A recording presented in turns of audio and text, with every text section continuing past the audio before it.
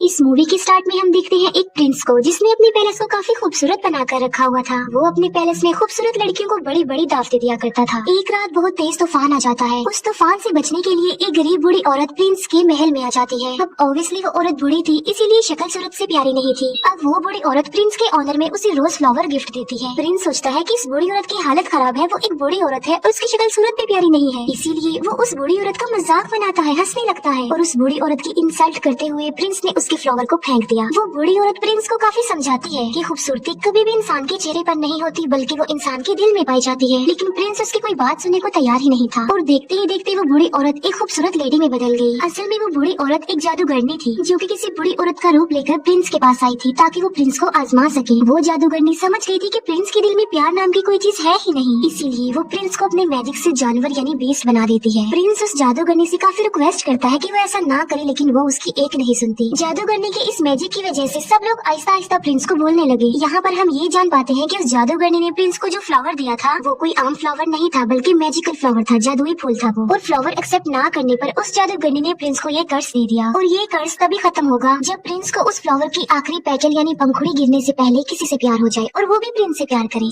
लेकिन आखिरी पंखुड़ी गिरने से पहले अगर प्रिंस से किसी ने प्यार ना किया तो प्रिंस कभी भी इंसान नहीं बन सकेगा दोबारा, बल्कि बीस्ट ही रहेगा वो हमेशा। काफी साल गुजर जाते हैं लेकिन उस पैलेस में कोई भी नहीं आता। फिर हमें पैलेस के करीबी एक गाँव में एक लड़की दिखाई जाती है जिसका नाम होता है बेल। बेल को किताबें पढ़ने, स्टोरीज पढ़ने का काफी शौक था। बेल के फादर एक डिजाइनर होते हैं। उसी गांव में एक और लड़का भी रहता है जिसका नाम होता है गैस्टोन। गैस्टोन जो कि बेल से शादी करना चाहता था, लेकिन बेल उससे शादी करना नहीं चाहती थी क्योंकि वो एक प्राउडी इंसान था। गैस्टोन बेल से शादी करने के लिए उसे अपना बनाने के लिए काफी स्ट्रगल भी किया करता था, लेकिन उसकी कोशिशें नाकाम ही रहती है। एक दिन बेल के फादर को कहीं पर जाना था। जिस रास्ते से उन्होंने जाना था वो एक जंगल था। बेल के फादर देखते हैं कि उनके रास्ते में तो आग लगी हुई है, लेकिन वहाँ पर एक और रास्ता भी था जहाँ पर वो मुड़ जाते हैं। बेल के फादर अपने घोड़े पर सवार होते हैं, लेकिन तभी उन्हें जंगल से भेड़ियों की आवाज सुनाई देती है और फिर वही भेड़िए उनका पीछा करने लगते हैं। बेल के फादर अपनी जान बचाने के लिए वहाँ से भागते हैं और भागते भागते वो आ जाते हैं बीस्ट के पैलेस के पास। बेल के फादर जब अंदर जाते हैं तब उन्हें वहाँ पर कोई भी दिखाई नहीं देता। हालांकि ऐसा लग रहा था कि पैलेस में कोई रहता है। कैंडल्स भी जल रही थी और टेबल पर खाना भी पड़ा हुआ था। इतना अच्छा खाना देखकर बेल के फादर खाना खाने लगते हैं, लेकिन हम फिर बहुत हैरान कर देने वाली चीज देखते हैं। वहाँ पर जो कप पड़ा होता है वो बेल के फादर से बातें करने लगता है। बेल के फादर समझते हैं कि ये कोई सॉल है जो उन्हें डराने की कोशिश कर रही है, इसीलिए बेल के फादर उसे कहते हैं कि मैं तुमसे नहीं डरता। ये कहकर बेल के फादर वहाँ से भाग जाते हैं। अब यहाँ पर सवाल ये उठता है कि वो कब कैसे बोल पाया। असल में बात ये है कि वहाँ पर यानी पैलेस में जितनी भी चीजें पड़ी हुई थी वो पहले इंसान हुआ करते थे, लेकिन जादूगरनी के कर्ज की वजह से वो सब चीजों में बदल गए। बेल के फादर भागते हुए गार्डन में आ जाते हैं। वो देखते हैं कि वहाँ पर बहुत प्यारे प्यारे फ्लावर लगे हुए हैं। बेल के फादर सोचते हैं कि मेरी बेटी बेल ने अपने लिए फ्लावर मंगवाया था, इसीलिए वहाँ से वो एक फूल तोड़ लेते हैं और तभी वहाँ पर बीस्ट आ जाता है। फ्लावर चोरी करने की पनिशमेंट देने के लिए बीस्ट उन्हें प्रिजनर बना लेता है, लेकिन बेल के फादर का घोड़ा वहाँ से भाग जाता है और वो सीधा अपने घर आता है बेल के पास। बेल जब देखती है कि घोड़ा अकेला आया है, उसके फादर नहीं आए, तो वो फौरन समझ जाती है कि उसके फादर किसी मुसीबत में फंस गए हैं, इसीलिए बेल अपने फादर को ढूंढने के लिए उस घोड़े पर बैठ जाती है। वो घोड़ा बेल को ले आता है पैलेस में और पैलेस में ही बेल के फादर को प्रिजनर बनाकर रखा हुआ था। बेल जब पैलेस के अंदर जाती है तब उसे वहाँ पर कोई भी दिखाई नहीं देता। बेल वहाँ पर काफी आवाजें भी लगाती है, लेकिन उसे आगे से कोई भी रिस्पॉन्स नहीं मिलता।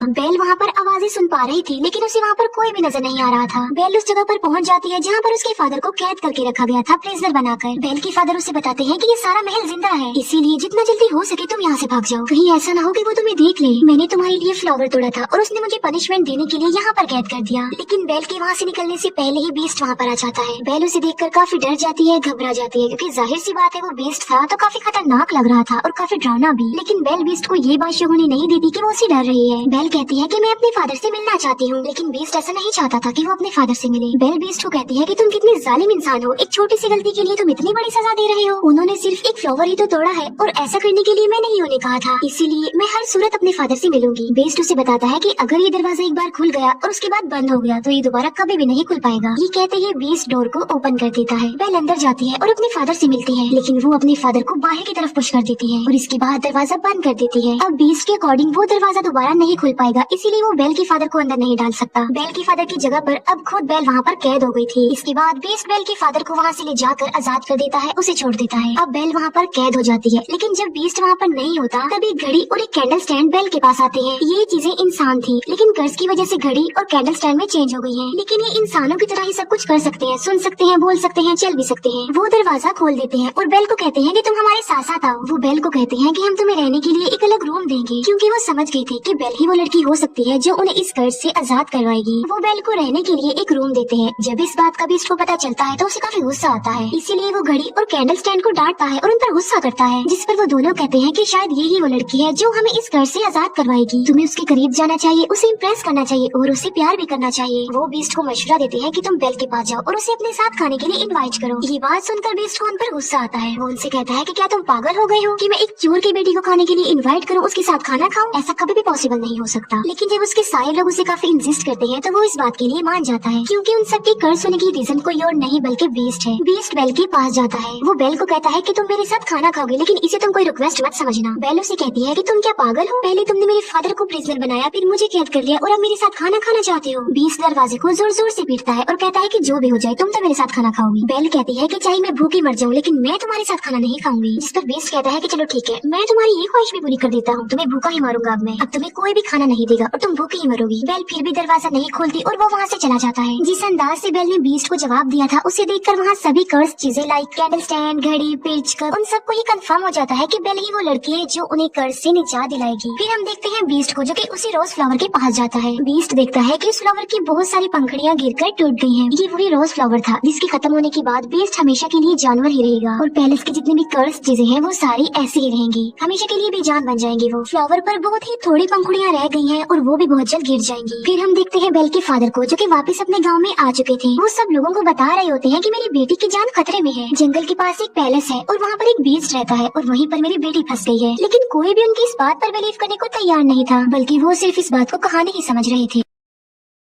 लेकिन गैस्टोन जो कि बेल से शादी करना चाहता था, वो बेल के फादर को इम्प्रेस करने के लिए कहता है कि मैं तुम्हारी बात पर यकीन करता हूँ, मैं तुम्हारे साथ जाऊंगा तुम्हारी बेटी को बचा लाने के लिए। तब गैस्टोन और उसका एक साथी बेल के फादर के लिए जंगल के रास्ते निकल पड़ते हैं। जिस रास्ते पर बेल के फादर गए थे वो रास्ता इन्हें कहीं पर मिलता ही नहीं है। गैस्टोन को इस बात पर काफी गुस्सा आता है। वो बेल के फादर को कहता है कि तुम्हारा दिमाग खराब हो गया है, कोई वेस्ट नहीं होता। गैस्टोन बेल के फादर को ये भी कह देता है कि मैं तुम्हारी बेटी से प्यार करता हूँ और मैं उससे शादी करूंगा। जिस पर बेल के फादर कहते हैं कि तुम्हारी ये ख्वाहिश कभी भी पूरी नहीं हो सकती। इस बात पर गैस्टोन को काफी गुस्सा आता है। वो बेल के फादर के हाथ पांव बांध देता है और उन्हें एक ट्री के नीचे मरने के लिए छोड़कर वहाँ से चला जाता है, क्योंकि वो भेड़ियों का इलाका था और भेड़िए उन्हें मारकर खा लेंगे। फिर हम एक लेडी को देखते हैं जिसे उसके गांव से निकाल दिया गया था और उसका नाम था अगथा। अगथा बेल के फादर की जान बचा लेती है और उन्हें आजाद कर देती है। पैलेस में हम बेल को देखते हैं जो कि उसी रोज फ्लावर के पास आ जाती है। बेल उस फ्लावर को भी टच करने ही वाली होती है कि वहाँ पर आ जाता है बीस्ट। बीस्ट उसे कहता है कि तुम्हें अंदाजा नहीं कि तुम अभी क्या करने वाली थी, अभी हम सबके सब मारे जाते हैं। बीस्ट गुस्से में आकर बेल से कहता है कि चली जाओ यहाँ से। तब बेल रोते हुए वहाँ से भागकर चली जाती है। घोड़े पर बैठकर जब बेल जंगल पार कर रही होती है तब वहाँ पर बहुत सारे भेड़िए आकर बेल को चारों तरफ से घेर लेते हैं। लेकिन इससे पहले कि वो भेड़िए बेल को कोई नुकसान पहुँचाते वहाँ पर बीस्ट आ जाता है। वो उन भेड़ियों का काफी मुकाबला करता है, उन्हें काफी मारता है। बीस्ट उन सब भेड़ियों को वहाँ से मार भगाता है, लेकिन इस लड़ाई के दौरान वो खुद भी इंजर्ड हो जाता है। बेल अभी घोड़े पर बैठकर वहाँ से जाने ही वाली होती है तो वो देखती है कि बीस्ट जमीन पर गिर गया है, क्योंकि वो काफी इंजर्ड है, उसकी हालत काफी खराब हो गई है। अब क्योंकि बीस्ट ने बेल की जान बचाई थी, उसे नई जिंदगी दी थी, इसीलिए बेल वहाँ से जाने की बजाय उसके पास आ जाती है। बेल उससे कहती है कि मैं तुम्हें उठा नहीं सकती, इसीलिए तुम्हें हिम्मत करके खुद ही उठना होगा। बड़ी मुश्किल से हिम्मत करते हुए बीस्ट खड़ा हो जाता है। बेल उसे अपने साथ घोड़े पर बिठाकर पैलेस में वापस ले आती है। बेल एक बार फिर से वापस उसी पैलेस में आ गई थी। पैलेस की सारी कर्ज चीजें बेल को देखकर काफी खुश हो जाती है, क्योंकि वो चाहते थे कि बेल यही रहे इसी पैलेस में। बेल और बीस्ट को एक दूसरे से प्यार हो जाए, जिसकी वजह से कर्ज खत्म हो जाए और सब कुछ नॉर्मल हो जाए। वो चीजें बेल को सारी स्टोरी नहीं बताती, ना ये बताते हैं कि वो इस कर्ज से कैसे आजाद होंगे, बल्कि सिर्फ ये बताते हैं कि जब उस फ्लावर की आखिरी पंखुड़ी गिर जाएगी हम सब ऐसे ही रह जाएंगे और बीस्ट भी हमेशा के लिए बीस्ट ही रह जाएगा। बेल बीस्ट को बैंडेज लगाती है। बेल जब बीस्ट के पास होती है तो वो एक शेर पढ़ती है, क्योंकि बेल का इंटरेस्ट बुक में, स्टोरी में और पोएट्री में बहुत ज्यादा था, लेकिन उस शेर को बीस्ट कंप्लीट करता है। ये बात बेल को काफी हैरान कर देती है। बेल उससे पूछती है कि क्या तुम भी पोएट्री पढ़ते रहते हो? बीस्ट कहता है कि मैं लव स्टोरी, प्यार मोहब्बत, इनकी पोएट्री नहीं पढ़ता, बल्कि मैंने बहुत ज्यादा बुक्स पढ़ी हुई है, बहुत ज्यादा पोएट्री के बारे में जानता हूँ। इस पर बेल कहती है कि मुझे तो प्यार मोहब्बत की बातें, प्यार मोहब्बत की कहानियाँ बहुत पसंद है। जिस पर बीस्ट कहता है कि तुम्हारी शक्ल देखकर ऐसा लगता है कि तुम्हें प्यार मोहब्बत में बहुत इंटरेस्ट है, अगर तुम कुछ पढ़ना ही चाहती हो तो कुछ अच्छा पढ़ो। फिर बीस्ट बेल को अपने साथ अपनी लाइब्रेरी में लेकर जाता है, जो कि काफी बड़ी थी। वहाँ पर बहुत ज्यादा बुक्स थी। बेल उन बुक्स को देखकर काफी शॉक्ड भी रह जाती है और काफी खुश भी हो जाती है, क्योंकि गांव में पढ़ने के लिए उसे कोई भी बुक नहीं मिलती थी और यहाँ पर तो उसे इतनी सारी बुक्स मिल गई हैं। बीस्ट कहता है कि अगर तुम चाहती हो तो हमारे साथ यहाँ पर रह सकती हो। ये बात बेल को काफी खुश कर देती है। फिर वक्त के साथ साथ ये एक दूसरे के साथ काफी टाइम गुजारने लगे। इन दोनों की दोस्ती हो गई, वो एक दूसरे के काफी करीब आ गए। एक दूसरे की लाइक्स डिसलाइक्स उन्हें पता भी चल गए। दोनों साथ मिलकर खाना भी खाते थे। फिर बीस्ट बेल को गाना भी गाकर सुनाता है और बीस्ट बेल को एक बुक भी दिखाता है जो कि एक जादुई बुक थी। वो कहता है कि ये बुक मुझे किसी जादूगरनी ने दी थी और इस किताब की मदद से हम लाइफ के किसी भी टाइम में जा सकते हैं। लाइक हम पास्ट टाइम में जा सकते हैं, फ्यूचर टाइम में जा सकते हैं। बेल उस टाइम में जाना चाहती थी जब वो अपनी मदर से आखिरी बार मिली थी। बेल जब उस टाइम में जाती है तब उसे पता चलता है कि उसकी मदर को एक इन्फेक्शन हो गया था। इसीलिए बेल की मदर ने बेल के फादर को कहा था कि तुम बेल को लेकर हमेशा के लिए यहाँ से चले जाओ ताकि मेरी बेटी को भी ये इन्फेक्शन ना लग जाए।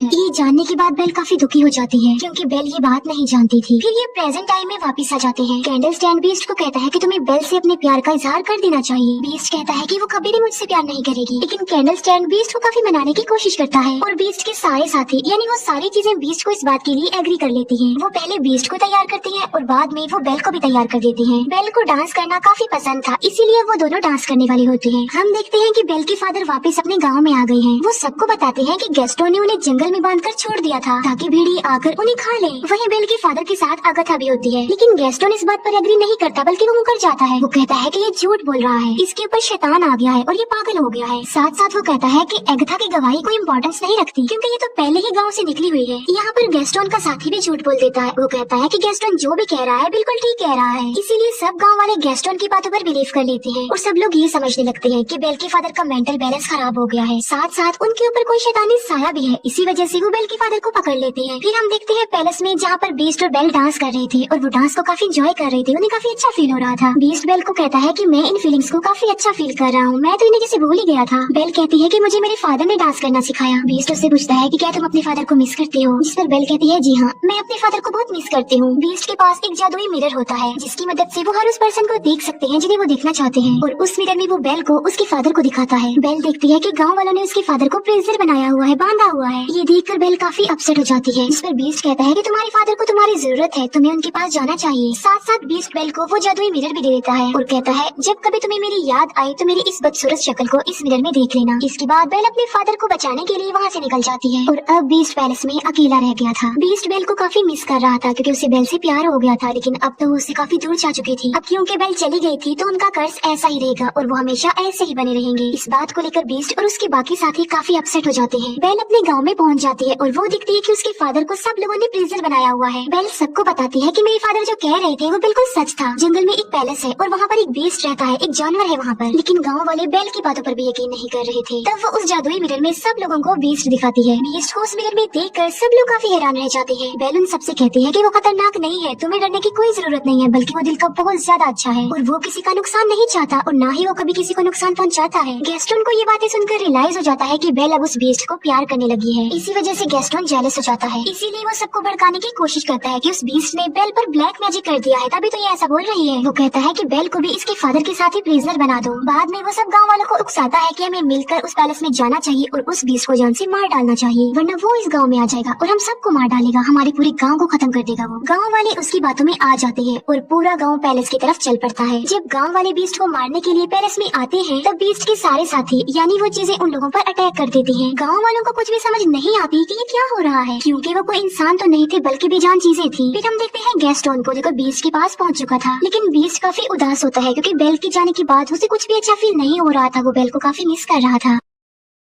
गैस्टोन बीस्ट को कहता है तुम क्या समझते हो कि बेल तुमसे प्यार करती है, बल्कि तुम्हें मारने के लिए उसने हम सब गांव वालों को भेजा है। ये कहते ही वो बीस्ट पर गोली चला देता है और बीस्ट जाकर नीचे गिरता है, लेकिन नीचे गिरने से पहले बीस्ट पैरिस की एक टॉप को पकड़ लेता है। लेकिन इससे पहले कि गैस्टोन दूसरी गोली चलाता बेल वहाँ पर आ जाती है। गैस्टोन को रोकने के लिए बेल उसका हाथ पकड़ लेती है। इस फाइट में गैस्टोन भी जाकर नीचे गिर जाता है। गैस्टोन की गन भी उसके हाथ से गिर जाती है। बीस्ट ऊपर आने की कोशिश करता है, तभी बेल उसे आवाज देती है। वो बीस्ट को बताती है कि मैंने गाँव वालों को रोकने की बहुत कोशिश की थी, लेकिन वो नहीं रुके। बेल को वहाँ देखने के बाद बीस्ट के अंदर की हिम्मत पैदा हो जाती है और अब वो गैस्टोन का मुकाबला करना चाहता था और अब वो पहुंच जाता है गैस्टोन के पास। वो गैस्टोन को गर्दन से पकड़ लेता है और उसे हवा में कर देता है और बीस्ट गैस्टोन को काफी ऊंची दीवार से फेंकने ही वाला होता है, जिस पर गैस्टोन बीस्ट से काफी रिक्वेस्ट करता है कि प्लीज मुझे मत फेंको, प्लीज बीस्ट मुझे छोड़ दो। बीस्ट उसे कहता है कि मैं बीस्ट नहीं हूँ। ये कहते ही बीस्ट गैस्टोन की जान छोड़ देता है और उसे कहता है चले जाओ यहाँ से। गैस्टोन वहाँ से चला जाता है और बीस्ट आ जाता है बेल के पास। मौके का फायदा उठाकर गैस्टोन अब पीछे की तरफ से बीस्ट पर गोलियां चलाता है, जिसकी वजह से बीस्ट नीचे गिर जाता है। लेकिन गैस्टोन जिस जगह पर खड़ा हुआ था वो जगह टूट जाती है और गैस्टोन भी जाकर नीचे गिरता है। इतनी ऊंचाई से गिरने की वजह से गैस्टोन मर जाता है। बीस्ट की हालत काफी खराब हो जाती है क्योंकि वो काफी इंजर्ड था और अपनी आखिरी सांस गिन रहा था। बेल बीस्ट को कहती है कि अब के बाद मैं तुम्हें कभी भी छोड़ के नहीं जाऊंगी, जिस पर बीस्ट कहता है लेकिन अब मेरे तो जाने का वक्त हो गया है। जिस पर बेल कहती है कि तुम्हें कुछ नहीं होगा, सब कुछ नॉर्मल हो जाएगा। और हम देखते हैं कि उस फ्लावर की आखिरी पंखुड़ी भी गिर जाती है। जैसे ही वो पंखुड़ी गिरती है बीस्ट बिल्कुल खामोश हो जाता है और वहाँ पर बीस्ट के जितने भी साथी थे यानी वो चीजें थी वो भी एकदम से बेजान हो जाती हैं। बीस्ट को मरता हुआ देखकर बेल को काफी दुख होता है और उसकी आंख में आंसू होते हैं। यहाँ पर बेल भी अपने प्यार का इजहार कर देती है। वो बीस्ट को कहती है मैं तुमसे बहुत प्यार करती हूँ और वो बीस्ट के करीब भी आती है। तभी वहाँ पर एगथा भी आ जाती है। एगथा जिसे गाँव के लोगों ने निकाल दिया था, असल में बात ये नहीं थी बल्कि वो जादूगर ने कोई और नहीं बल्कि एगथा थी। वो देखती है कि बीस्ट को किसी से प्यार हो गया है और वो लड़की भी अब बीस्ट से प्यार करती है, यानी अब वो कर्ज खत्म हो गया है। और देखते ही देखते बीस्ट की चारों तरफ रोशनी ही रोशनी चमक उठती है और बीस्ट अब एक खूबसूरत प्रिंस में चेंज हो जाता है। ये देखकर बेल काफी खुश हो जाती है। वो दोनों एक दूसरे को देखकर काफी खुश होते हैं, एक दूसरे के पास आते हैं और एक दूसरे को गले से लगा लेते हैं। और पैलेस की जितनी भी कर्ज चीजें थी अब वो इंसान बन गई थी, यानी अपने असली रूप में आ चुकी थी। सब लोग काफी खुश हो जाते हैं। बेल और बीस्ट पैलेस में सब लोगों के बीच में डांस कर रहे होते हैं और इसी के साथ ही इस मूवी की हैप्पी एंडिंग हो जाती है। Thank you for watching.